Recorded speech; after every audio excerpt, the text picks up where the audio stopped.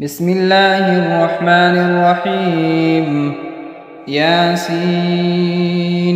والقرآن الحكيم إنك لمن المرسلين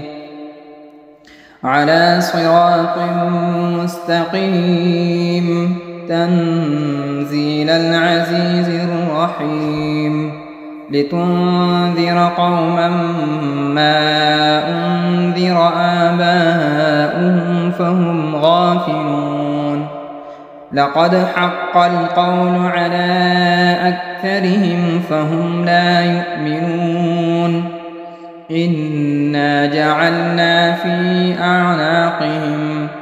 في أعناقهم أغلالا فهي إلى الأذقان فهم مقمحون. وجعلنا من بين أيديهم سدا ومن خلفهم سدا فأغشيناهم فهم لا يبصرون. وسواء عليهم أأنذرتهم أم لم تنذرهم لا يؤمنون. إنما تنذر من اتبع الذكر وخشي الرحمن بالغيب فبشره بمغفرة وأجر كريم. إنا نحن نحيي الموتى ونكتب ما قدموا وآثارهم وكل شيء أحصيناه في إمام مبين. واضرب لهم مثلا أصحاب القرية إذ جاءها المرسلون إذ أرسلنا إليهم 2 فكذبوهما فعززنا بثالث فقالوا إنا إليكم مرسلون. قالوا ما أنتم إلا بشر مثلنا وما أنزل الرحمن من شيء إن أنتم إلا تكذبون. قالوا ربنا يعلم إنا إليكم لمرسلون وما علينا إلا البلاغ المبين. قالوا إنا تطيرنا بكم لئن لم تنتهوا لنرجمنكم وليمسنكم منا عذاب أليم. قالوا طائركم معكم أئن ذكرتم بل أنتم قوم مسرفون. وجاء من أقصى المدينة رجل يسعى قال يا قوم اتبعوا المرسلين اتبعوا من لا يسألكم أجرا وهم مهتدون. وما لي لا أعبد الذي فطرني وإليه ترجعون. أأتخذ من دونه آلهة إن يردني الرحمن بضر لا تغن عني شفاعتهم شيئا ولا ينقذون. إني إذا لفي ضلال مبين. إني آمنت بربكم فاسمعون. قيل ادخل الجنة قال يا ليت قومي يعلمون بما غفر لي ربي وجعلني من المكرمين. وما أنزلنا على قومه من بعده من جند من السماء وما كنا منزلين. إن كانت إلا صيحة واحدة فإذا هم خامدون. يا حسرة على العباد ما يأتيهم من رسول إلا كانوا به يستهزئون ألم يروا كم أهلكنا قبلهم من القرون أنهم إليهم لا يرجعون وإن كل لما جميع لدينا محضرون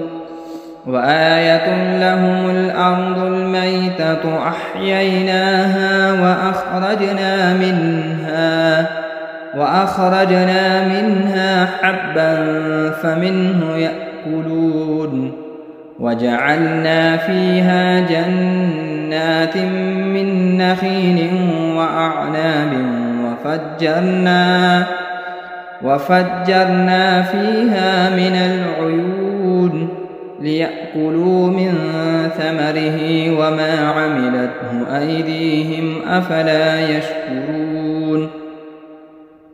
سبحان الذي خلق الأزواج كلها مما تنبت الأرض ومن أنفسهم ومما لا يعلمون وآية لهم الليل نسلخ منه النهار فإذا هم مظلمون والشمس تجري لمستقر لها ذلك تقدير العزيز العليم والقمر قدرناه منازل حتى عاد كالعرجون القديم لا الشمس ينبغي لها أن تدرك القمر ولا الليل سابق النهار وكل في فلك يسبحون وآية لهم أنا حملنا ذريتهم في الفلك المشحون وخلقنا لهم من مثله ما يركبون وإن نشأ نغرقهم فلا صريخ لهم ولا هم ينقذون إلا رحمة منا ومتاعا إلى حين وإذا قيل لهم اتقوا ما بين أيديكم وما خلفكم لعلكم ترحمون وما تأتيهم من آية من آيات ربهم إلا كانوا عنها معرضين وإذا قيل لهم أنفقوا مما رزقكم الله قال الذين كفروا للذين آمنوا أنطعم من لو يشاء الله أطعمه إن أنتم إلا في ضلال مبين ويقولون متى هذا الوعد إن كنتم صادقين ما ينظرون إلا صيحة واحدة تأخذهم وهم يخصمون فلا يستطيعون توصية ولا إلى أهلهم يرجعون ونفخ في الصور فإذا هم من الأجداث إلى ربهم ينسلون قالوا يا ويلنا من بعثنا من مرقدنا هذا ما وعد الرحمن وصدق المرسلون إن كانت إلا صيحة واحدة فإذا هم جميع لدينا محضرون فاليوم لا تظلم نفس شيئا ولا تجزون إلا ما كنتم تعملون إن أصحاب الجنة اليوم في شغل فاكهون هم وأزواجهم في ظلال على الأرائك متكئون لهم فيها فاكهة ولهم ما يدعون سلام قولا من رب رحيم وامتازوا اليوم أيها المجرمون ألم أعهد إليكم يا بني آدم ألا تعبدوا الشيطان إنه لكم عدو مبين وأن اعبدوني هذا صراط مستقيم ولقد أضل منكم جبلا كثيرا أفلم تكونوا تعقلون هذه جهنم التي كنتم توعدون اصلوها اليوم بما كنتم تكفرون اليوم نختم على أفواههم وتكلمنا أيديهم وتشهد أرجلهم بما كانوا يكسبون ولو نشاء لطمسنا على أعينهم فاستبقوا الصراط فأنى يبصرون ولو نشاء لمسخناهم على مكانتهم فما استطاعوا مضيا ولا يرجعون ومن نعمره ننكسه في الخلق أفلا يعقلون وما علمناه الشعر وما ينبغي له إن هو إلا ذكر وقرآن مبين لينذر من كان حيا ويحق القول على الكافرين أولم يروا أنا خلقنا لهم مما عملت أيدينا أنعاما فهم لها مالكون وذللناها لهم فمنها ركوبهم ومنها يأكلون ولهم فيها منافع ومشارب أفلا يشكرون واتخذوا من دون الله آلهة لعلهم ينصرون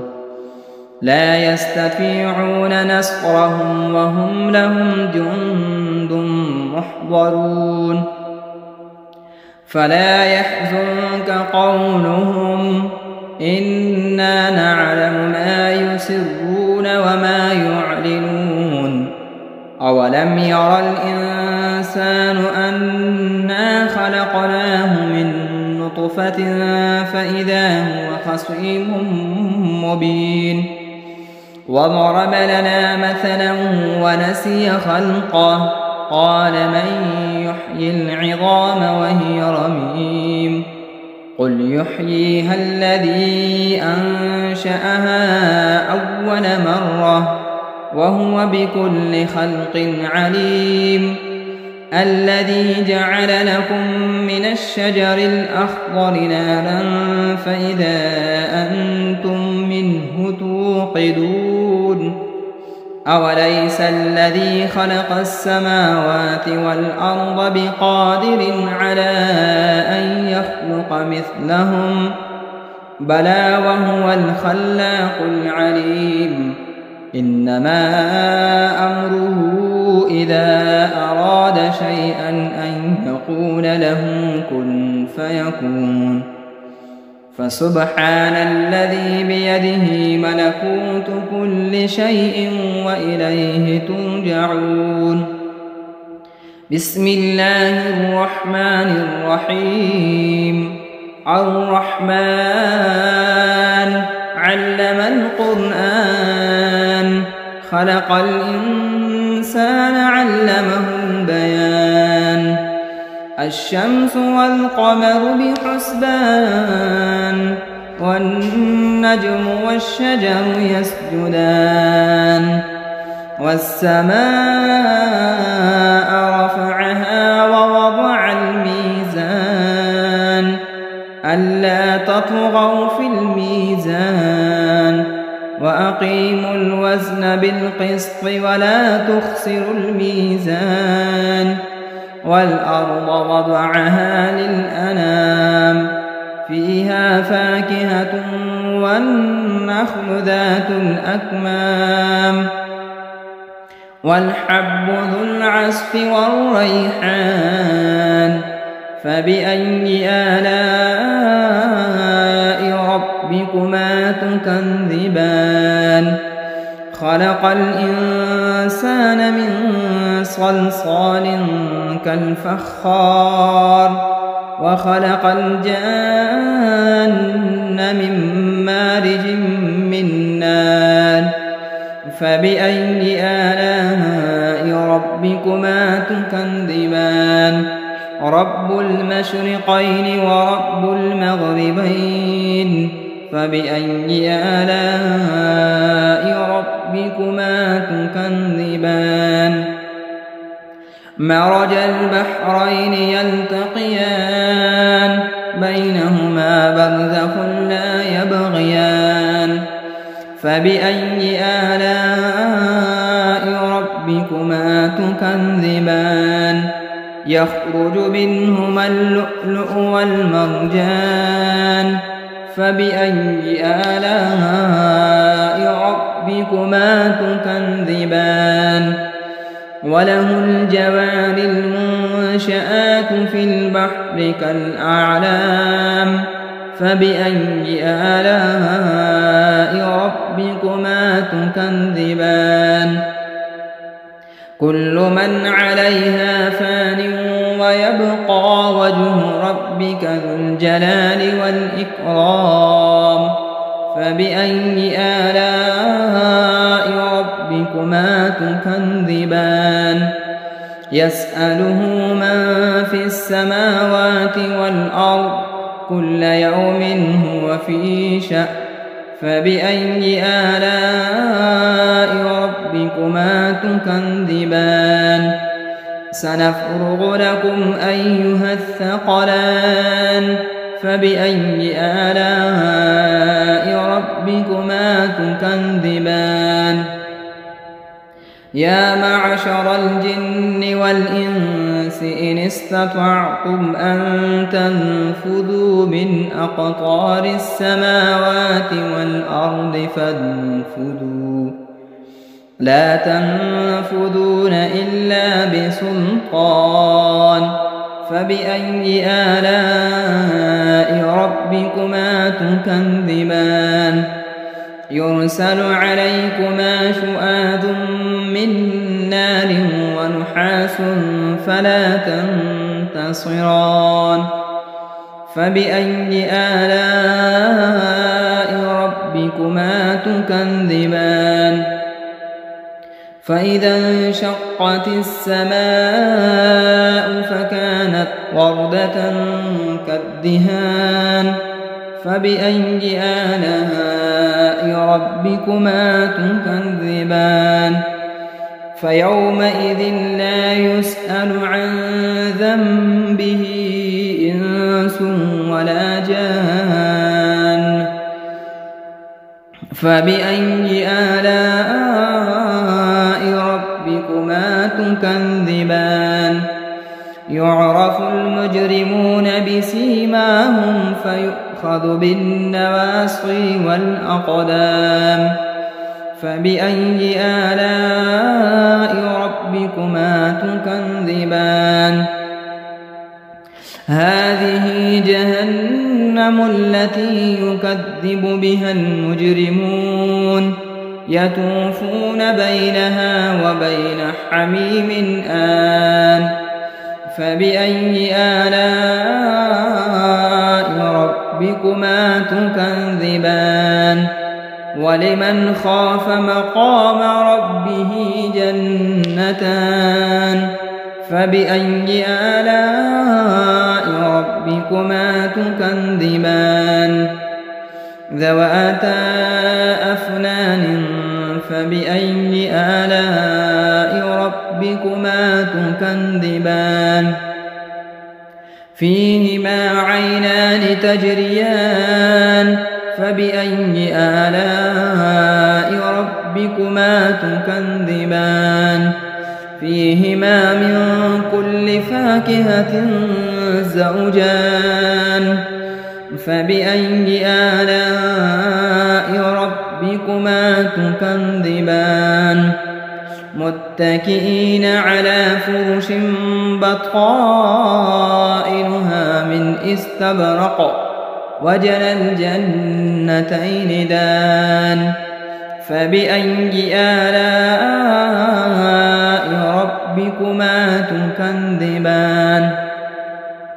فيهن قاصرات الطرف لم يطمثهن إنس قبلهم ولا جان فبأي آلاء ربكما تكذبان كأنهن الياقوت والمرجان فبأي آلاء ربكما تكذبان هل جزاء الإحسان إلا الإحسان فبأي آلاء ربكما تكذبان ومن دونهما جنتان فبأي آلاء ربكما تكذبان مدهامتان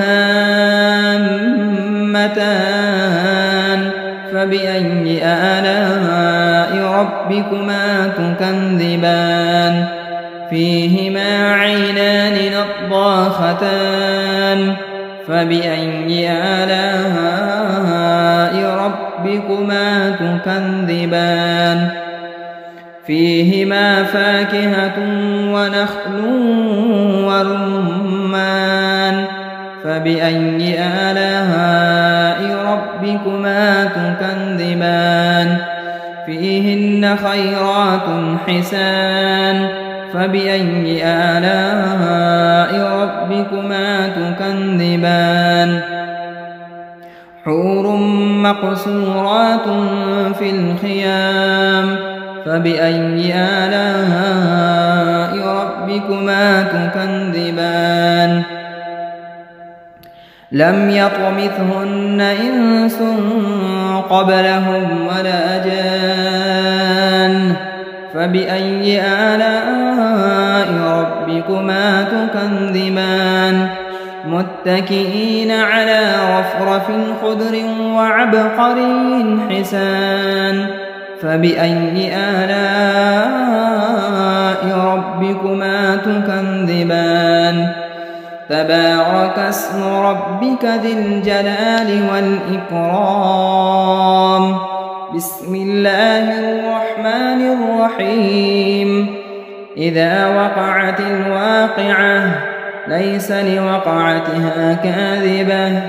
خافضة رافعة إذا رجت الأرض رجا وبست الجبال بسا فكانت هباء منبثا وكنتم أزواجا ثلاثا فأصحاب الميمنة ما أصحاب الميمنة وأصحاب المشأمة ما أصحاب المشأمة والسابقون السابقون أولئك المقربون في جنات النعيم ثلة من الأولين وقليل من الآخرين على سرر موضونة متكئين عليها متقابلين يطوف عليهم ولدان مخلدون بأكواب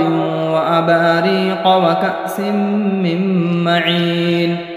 لا يصدعون عنها ولا ينزفون وفاكهة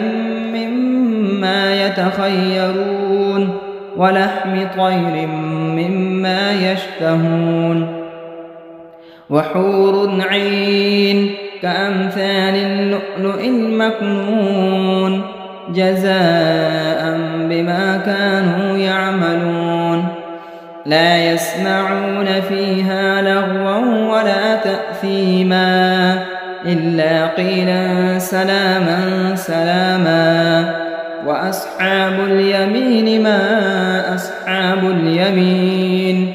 في سدر مخضود وطلح منضود وظل ممدود وماء مسكوب وفاكهة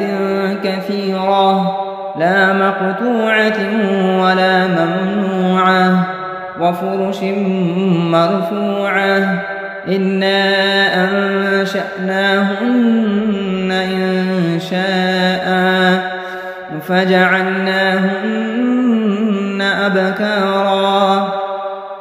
عربا أترابا لأصحاب اليمين ثلة من الأولين وثلة من الآخرين وأصحاب الشمال ما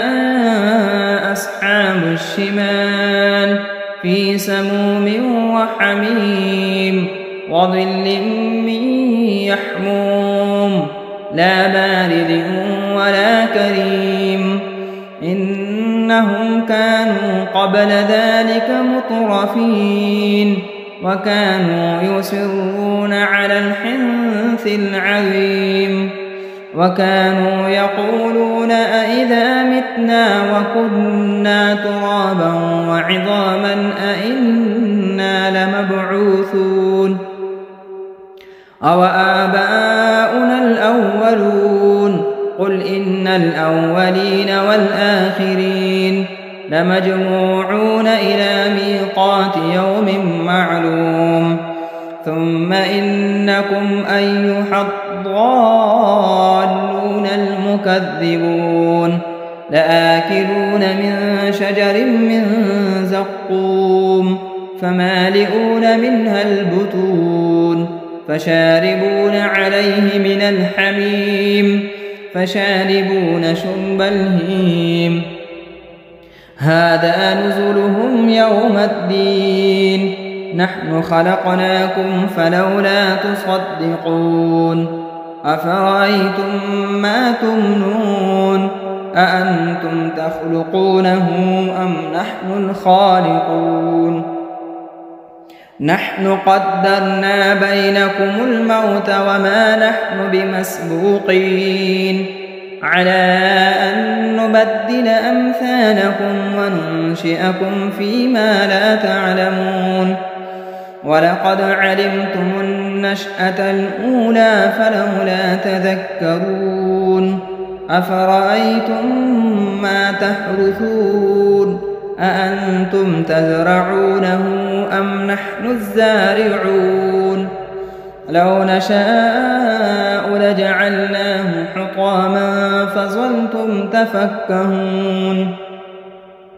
إنا لمغرمون بل نحن محرومون أفرأيتم الماء الذي تشربون أأنتم أنزلتموه من المزن أم نحن المنزلون لو نشاء جعلناه أجاجا فلولا تشكرون أفرأيتم النار التي تورون أأنتم أنشأتم شجرتها أم نحن المنشئون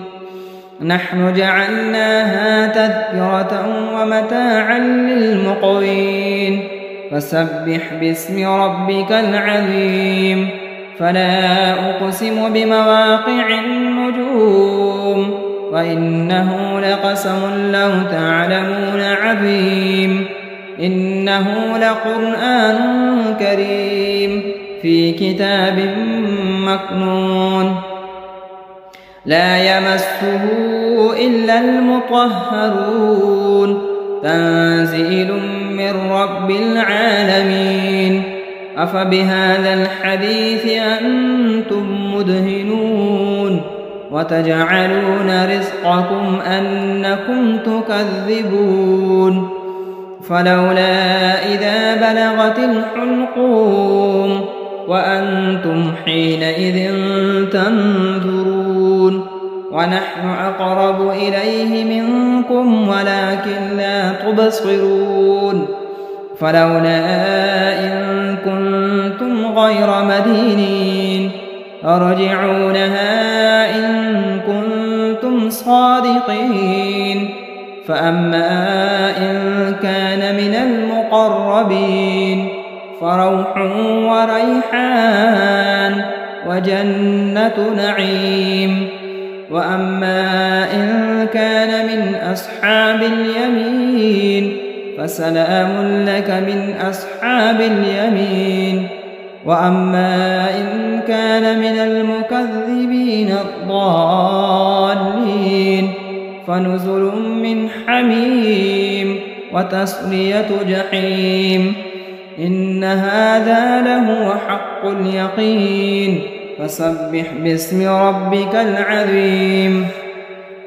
بسم الله الرحمن الرحيم تبارك الذي بيده الملك وهو على كل شيء قدير الذي خلق الموت والحياة ليبلوكم أيكم أحسن عملا وهو العزيز الغفور الذي خلق 7 سماوات طباقا ما ترى في خلق الرحمن من تفاوت فارجع البصر هل ترى من فتور ثم ارجع البصر كرتين ينقلب إليك البصر خاسئا وهو حسير ولقد زينا السماء الدنيا بمصابيح وجعلناها رجوما للشياطين وأعتدنا لهم عذاب السعير وللذين كفروا بربهم عذاب جهنم وبئس المصير إذا ألقوا فيها سمعوا لها شهيقا وهي تفور تكاد تميز من الغيظ كلما ألقي فيها فوج سألهم خزنتها ألم يأتكم نذير قالوا بلى قد جاءنا نذير فكذبنا وقلنا ما نزل الله من شيء إن أنتم إلا في ضلال كبير وقالوا لو كنا نسمع أو نعقل ما كنا في أصحاب السعير فاعترفوا بذنبهم فسحقا لأصحاب السعير إن الذين يخشون ربهم بالغيب لهم مغفرة وأجر كبير وأسروا قولكم أو اجهروا به إنه عليم بذات الصدور ألا يعلم من خلق وهو اللطيف الخبير هو الذي جعل لكم الأرض ذلولا فامشوا في مناكبها وكلوا من رزقه وإليه النشور أأمنتم من في السماء أن يخسف بكم الأرض فإذا هي تمور أم أمنتم من في السماء أن يرسل عليكم حاصبا فستعلمون كيف نذير ولقد كذب الذين من قبلهم فكيف كان نكير أولم يروا إلى الطير فوقهم صافات ويقبض ما يمسكهن إلا الرحمن إنه بكل شيء بصير أمن هذا الذي هو جند لكم ينصركم من دون الرحمن إن الكافرون إلا في غرور أمن هذا الذي يرزقكم إن أمسك رزقه بل لجوا في عتو ونفور أفمن يمشي مكبا على وجهه أهدى أمن يمشي سويا على صراط مستقيم قل هو الذي أنشأكم وجعل لكم السمع والأبصار والأفئدة قليلا ما تشكرون قل هو الذي ذرأكم في الأرض وإليه تحشرون ويقولون متى هذا الوعد إن كنتم صادقين قل إنما العلم عند الله وإنما أنا نذير مبين فلما رأوه زلفة سيئت وجوه الذين كفروا وقيل هذا الذي كنتم به تدعون قل أرأيتم إن أهلكني الله ومن معي أو رحمنا فمن يجير الكافرين من عذاب أليم قل هو الرحمن آمنا به وعليه توكلنا فستعلمون من هو في ضلال مبين قل أرأيتم إن أصبح ماؤكم غورا فمن يأتيكم بماء معين صدق الله مولانا العظيم.